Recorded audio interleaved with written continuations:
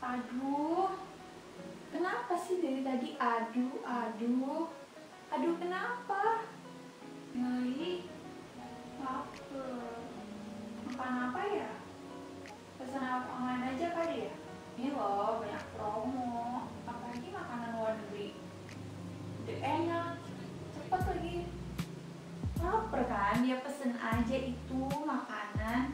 Kan dekat rumah kita ada warung. Pesen apa ya mendingan? Pesen aja tuh nasi megono cumi hitam, enak banget beneran. Oh, emang dekat rumah ada warung makanan Indonesia ya? Kok baru tahu? Tadi nama makanannya apa ya, nasi megana? Ya ampun, kamu sama ini nggak tahu nasi megono itu apa? Itu makanan khas daerah kita sendiri. Emang ya dasar anak zaman sekarang itu nggak tahu makanan khas daerahnya sendiri. Iya dong, jelasin, jadi penasaran. Ya udah, kalau penasaran, aku jelasin deh. Oh iya, ini yang nonton mau dijelasin juga kali ya? Kita kenalan dulu kali ya, karena kan kalau kata orang, tak kenal maka tak sayang. Jadi kita kenalan dulu. Halo semuanya, perkenalkan nama saya Kalista dengan nomor induk mahasiswa 19190259 dari kelas 3 PHP 57 Indonesia Indigenous Culinary. Di sini saya akan membahas salah satu menu makanan utama khas Pekalongan, Provinsi Jawa Tengah, yaitu nasi megono cumi hitam. Nah, sebelumnya kalian tahu nggak kalau nasi megono ini memiliki nama lain, yaitu sego megono? Nah, dalam bahasa Indonesia, megono memiliki arti kata mergo dan ono, yang berarti sebab dan adat. Nah, sajian nasi megono ini merupakan nasi putih yang diberikan potongan nangka muda yang telah dikukus bersama parutan kelapa dan bumbu rempah. Sedikit membahas sejarah dari nasi megono, sebenarnya awalnya nasi megono ini merupakan bagian dari budaya Keraton Yogyakarta yang sebelumnya bernama Mataram kuno. Makanan sego megono bagi keluarga raja merupakan sesaji yang diberikan untuk Dewi Sri pada upacara berkakak. Jadi dulunya sego megono Pekalongan itu adalah hidangan sesajen. Nah, megono ini dibentuk seperti nasi tumpeng, di mana pinggirannya terdapat gudangan, gori atau nangka muda, dan urapan cecek atau urapan nangka muda yang dicacah dan dibumbui parutan kelapa serta rempah. Namun lama-kelamaan tampilannya disederhanakan dengan dibungkus daun pisang atau daun jati. Nah, kekhasannya terletak pada penyajian nasi yang ditaburi parutan kelapa dan dicampur cincangan nangka muda, bunga kecombrang, daun melinjo, dan racikan bumbu lainnya. Aneka lauk pauk khas yang bisa dipilih untuk menemani nasi megono ini adalah tempe mendoan, sotong atau cumi hitam, koyor atau otot masak santan pedas, telur balado, dan lain-lain. Di sini saya akan membahas nasi megono dengan lauk cumi hitam. Kalian pasti penasaran kan bahan utama nasi megono itu apa ya? Nah, untuk bahan utama nasi megono ini yang pastinya pertama ada nasi. Nah, yang kedua itu ada nangka muda atau gori yang dicah. Nah, di sini pilihlah nangka yang benar-benar muda, jangan memilih nangka yang setengah matang atau yang terlalu matang. Karena nangka yang benar-benar muda ini diperlukan agar hasil masakannya itu memiliki tekstur yang empuk dan lembut. Nah, kalau terlalu keras, nanti cita rasanya akan berkurang. Yang ketiga ada kelapa. Nah, kelapa yang dibutuhkan itu adalah kelapa yang muda atau sedang, jangan yang ketuaan atau yang kemudaan, karena yang muda akan lebih segar dan teksturnya akan lebih lembut. Yang keempat ada cabai hijau. Nah, cabai berwarna hijau dan ukurannya itu lebih besar daripada cabai rawit. Nah, nantinya akan diiris tipis. Ada juga cabai merah dan cabai rawit yang akan diiris tipis. Yang ketujuh ada bunga kecombrang. Nah, ini dia bumbu rahasianya. Jangan bilang ya, ini tuh yang membuat nasi megono bisa jadi enak banget. Yang kedelapan ada daun salam untuk menambahkan wangi pada nasi. Nah, ini tidak perlu diiris atau dihaluskan, biarkan dia apa adanya. Yang kesembilan ada daun melinjo. Nah, ini tuh optional karena hanya untuk menambah aroma dari nasi megononya, ditaruh sebagai alas untuk dikukus nanti. Yang ke-10 ada daun jeruk yang akan dirobek sedikit untuk digunakan sebagai penambah aroma dari nasi megono. Selain itu juga ada bawang merah, bawang putih, serai yang memiliki wangi khas yang akan digeprek agar aromanya keluar, lengkuas yang akan dipotong dan diiris tipis. Nah, untuk bumbu yang dihaluskan ada bawang merah, bawang putih, kemiri yang digoreng atau disangrai terlebih dahulu, kencur, lengkuas yang digeprek, terasi, merica bulat, ketumbar bulat, garam, gula pasir atau gula merah.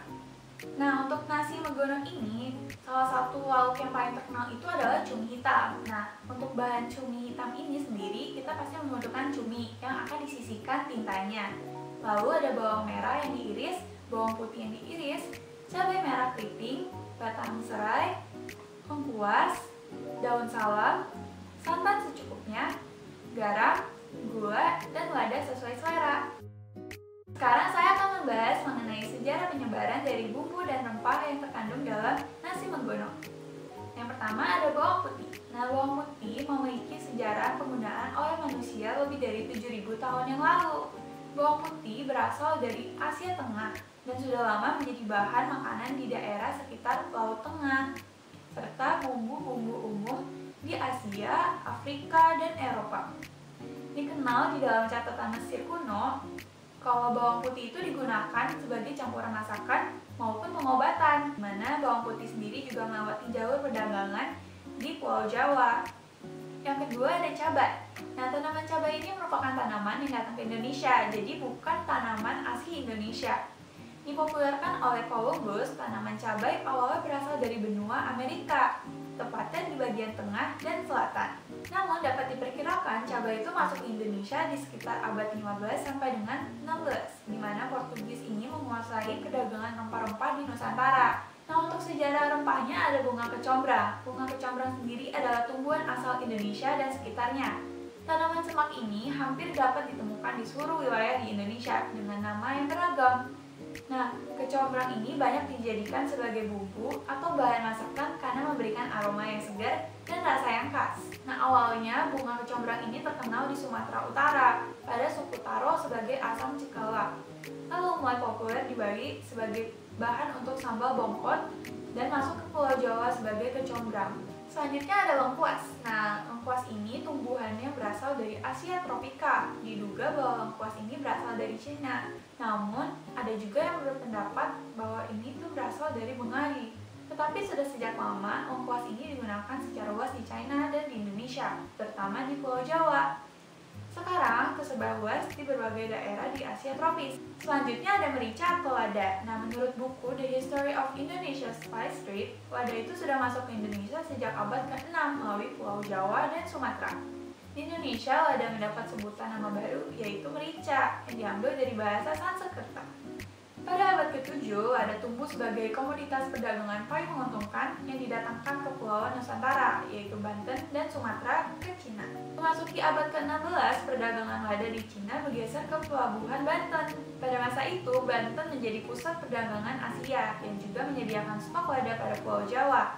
Nah, yang termasuk dalam kategori bumbu pada nasi megono ini yaitu, bumbu-bumbu ini akan dicampurkan dengan nangka muda atau megononya untuk menyedapkan rasa. Nah, setiap bumbu dan rempah di Indonesia ini memiliki karakteristiknya masing-masing loh. Kira-kira ada apa aja ya? Nah, yang pertama ada karakteristik bumbu dan rempah segar dan lumat, di mana bentuk bumbu atau rempahnya ini sudah dihaluskan sebelumnya. Nah, yang termasuk dalam bumbu dan rempah segar dan lumat pada nasi megono ini adalah bawang merah, bawang putih, kemiri, kencur, lengkuas, terasi, merica, ketumbar, garam, dan gula merah. Nah, yang kedua ada karakteristik bumbu dan rempah segar yang diiris. Nah, bentuknya ini berarti sudah dibuat dalam bentuk irisan. Contohnya seperti bawang merah, bawang putih, cabai hijau, cabai merah, cabai rawit, sereh, dan bunga kecombrang. Nah, rasa dari kecombrang ini itu sedikit asam, mirip dengan jeruk lemon, sedikit pedas seperti jahe, dan memiliki aroma yang harum seperti serai. Selain dari dua karakteristik itu, ada juga karakteristik bumbu dan rempah yang kering dan utuh. Nah, pada masakan megono ini yang termasuk dalam bumbu dan rempah yang kering dan utuh itu adalah gula merah, daun salam, daun jeruk, dan daun mejo. Nah, sebenarnya daun-daun ini juga termasuk dalam bentuk bumbu dan rempah yang segar. Namun bedanya mereka tidak diiris, melainkan hanya disobek. Nah, pada nasi megono ini, rasa nasinya yang pulen dan manis itu dipadukan dengan tekstur megononya yang lembut dan garing pada nangkanya. Salah satu pemberi rasa gurih pada nasi megono ini adalah terasi atau belacan yang dibuat dari ikan atau udang rebon yang difermentasi hingga berbentuk adonan atau pasta berwarna hitam kecoklatan. Selain dari rasa gurih, di nasi megono ini juga ada rasa asam sedikit dari bunga kecombrang. Di sini juga ada pemberi rasa manis, yaitu dari buah nangkanya sendiri dan gula merah. Di sini selain gula merah memberi rasa manis dan harum yang alami, gula merah juga memberikan warna coklat alami untuk megono atau nangkanya. Nah, seperti yang saya sudah sebut, nasi megono ini cocok dengan lauk cumi hitam yang merupakan cumi segar ukuran sedang yang diungkep bersama dengan kantong tintanya hingga warnanya bisa hitam legam. Nah, warna hitam ini alami berasal dari tinta cumi tersebut.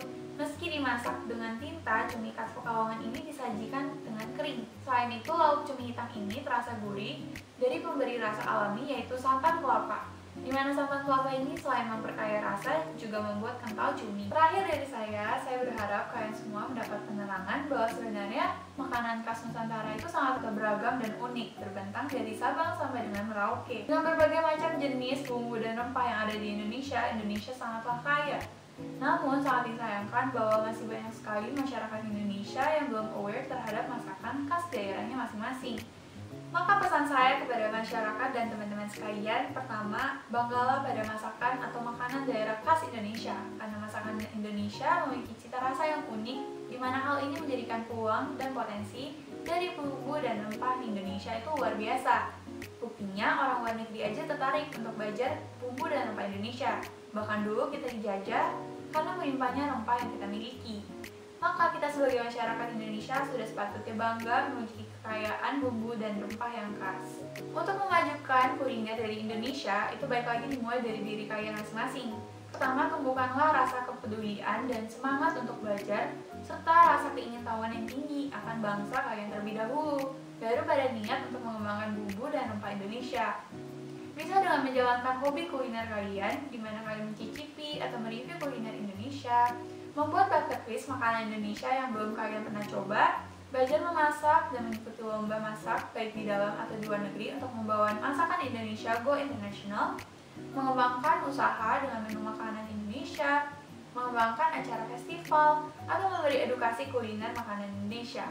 Bisa juga kalian membuat konten atau gerakan sosial pada media sosial untuk memperkenalkan dan mempromosikan keberagaman makanan khas daerah Indonesia, sehingga kita bisa spread awareness terhadap warisan masakan Indonesia. Karena saya yakin kita sebagai penerus bangsa memiliki berbagai macam ide yang bisa memajukan dan melestarikan masakan daerah hingga ke seluruh dunia. Nah, kurang lebih itu dia penjelasan saya mengenai makanan khas Pekalongan, yaitu nasi megono cumi hitam. Semoga dari video ini kalian bisa belajar banyak hal dan membantu melestarikan masakan-masakan khas Indonesia. Terima kasih!